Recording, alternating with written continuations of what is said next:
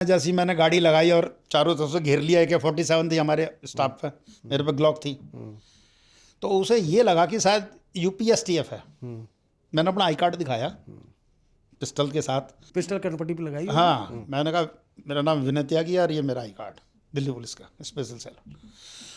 तो उस बंदे ने दिल्ली पुलिस तो पढ़ा, डर के मारे वो शायद दिल्ली नहीं पढ़ा होगा। उसे तो ये था दिमाग में कि STF है, क्योंकि सिविल में थे हम भी, और मायावती जी ने कर रखा था इसका, छर्रे लगा रखे थे इसके। तो उस टाइम इसका जो है पेशाब निकल गया। फिर क्या हुआ, इसे मैंने अपनी वैगन में बिठाया, इसकी गाड़ी को हमारे पोजीशन में ले लिया। मोबाइल हमने तभी, क्योंकि कहीं कांटेक्ट ना करें, पोजीशन में ले लिए थे। फिर हम लोधी कॉलोनी लाए। तो जब लोधी कॉलोनी पहुंचे तो इसने गेट पर बोर्ड पड़ा दिल्ली पुलिस का। थोड़ा बहुत पढ़ना जानता है, हिंदी इंग्लिश, वैसे तो अंगूठा टाइप है, अंगूठा छाप है, आपको पता है, लेकिन थोड़ा सा पढ़ लेता है क्योंकि MP रहे हैं। तो उसने पढ़ा थाना लोधी कॉलोनी स्पेशल सेल। तो तब उसके मुंह से ये वर्ड निकला, त्यागी जी अब मैं सेफ हाथों में हूँ।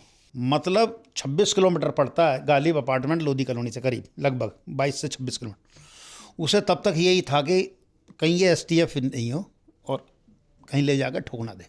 डर था, मतलब डर था। तो मेरी गाड़ी में 2 बोतल पानी था, मैं रखता हूँ हमेशा। अब भी आप मेरी गाड़ी चेक करेंगे तो गाड़ी में बोतल मिलेगी। तो 2 बोतल पानी पी गया।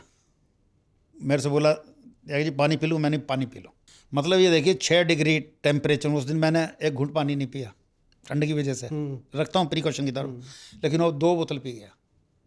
ये क्या था? डर, मौत का डर सता रहा था उसे कहीं ना कहीं, क्योंकि उसने मायावती जी का MLA तो मारा ही मारा, उससे पहले इन्होंने गेस्ट हाउस कांड किया था मायावती जी वाला, तो उनके तो उस पर चढ़ा हुआ था ये। तो इस ड्रेडेड क्रिमिनल को फिर हमने अरेस्ट किया, रात भर ही हमारी कस्टडी में रहा, पूछताछ करी, फिर अगले दिन इसे पेश किया। अब जो धुरंधर 2 में बता रहे हैं, अभी तक मैंने मूवी नहीं देखी है। सब लोग जो मुझे बता रहे हैं, मेरे चाहने वाले, यार दोस्त, नियर डियर रिलेटिव, तो बता रहे हैं कि सर उसमें आपकी क्लिप चल रही है। फिर वो मैंने कहा मुझे क्लिप भेजो, क्लिप भेजी तो पता चला वो सीन में ये है कि मैं 30,000 कोटी से ले गए थे पेश करने टीम के साथ। तो इसने वही ग्रे कलर का सूट डाला हुआ था, वैसा दूसरा सूट चेंज किया था उसने ऑफिस में ना, क्योंकि 1 मिनट में आ गए थे, कपड़े उसके चिले चपाटे इतने थे। फिर उसी तरह का सूट पहना हुआ था, और मैंने जो है एक मेहंदी कलर की जैकेट डाली हुई है फोटो में। तो वो फोटो जो है उसमें धुरंधर 2 में चल रही है, उस टाइम की है, 1 फरवरी 2008 की। तो अब जब आपने इसे अपनी कस्टडी में लिया, तो अतीक का बिहेवियर कैसे, क्योंकि अब तो उसको डर खत्म हो गया होगा कि STF में तो है नहीं, मैं तो बच गया एनकाउंटर से, स्पेशल सेल की कस्टडी में कैसे पेश आ रहा था, हाव भाव क्या पहले तो उसके हाव भाव वही थे, अंदर पहुंच गया कि भाई जिंदा बच गया, MP हूँ मैं और दिल्ली में हूँ। अब दिल्ली तो कैपिटल है, आपको पता ही है, सारा सिस्टम ही दिल्ली में है।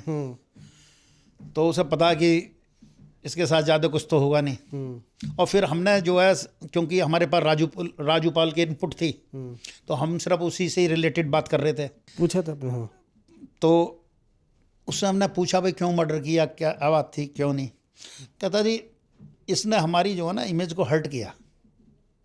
हमारी हर्ट थी वहाँ, हमारी इमेज थी बाहुबली वाली, और एक लोकल आदमी हमारे भाई के इलेक्शन में खड़ा हो जाए।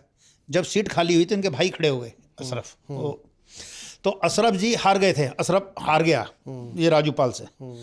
तो उसे ये लगा कि भाई तेरा तो दबंगपन ही कम हो गया, एक आम आदमी आया और इलेक्शन पर खड़ा हुआ और जीत गया। तो इसलिए उस चीज़ से इसकी इमेज हर्ट हुई, और इसे जो है ईगो हर्ट वाली बात हुई। तो इसने इसलिए डिसाइड किया कि इसे रास्ते से निपटाना। मौका मिलता इसने दिन दहाड़े इलाहाबाद सिटी में उसे गोली मार दी थी।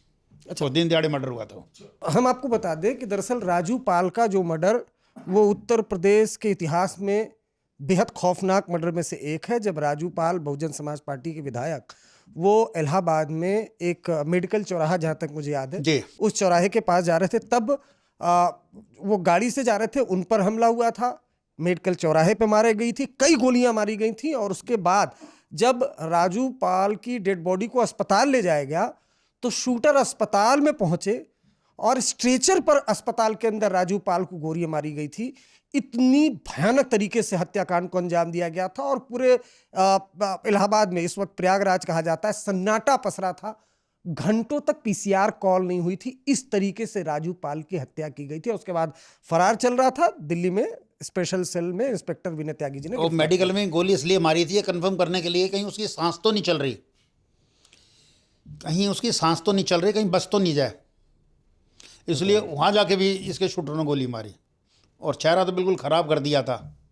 और मेरे ख्याल से मुझे याद पड़ रहा है वो 55 या 56 गोली उनके शरीर में मारी गई थी। ये था अतीक अहमद इस तरीके से। तो और आपकी जांच में और क्या कुछ? एक ये आया जब पूछताछ की तो पता चला कि एक दिल्ली में भी इसके खिलाफ केस रजिस्टर डिफेंस कॉलोनी थाने में किसी ने प्रॉपर्टी कब्जाई थी।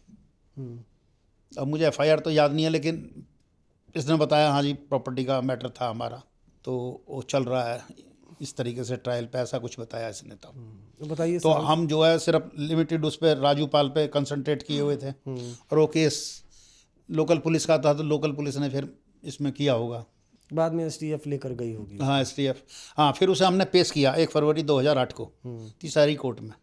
तो जब पेश किया तो यूपी पुलिस भी पहुंच गई थी इसे कस्टडी में लेने के लिए। तो उन्होंने कहा जी यूपी पुलिस को कस्टडी में मत दो। किसने बोला?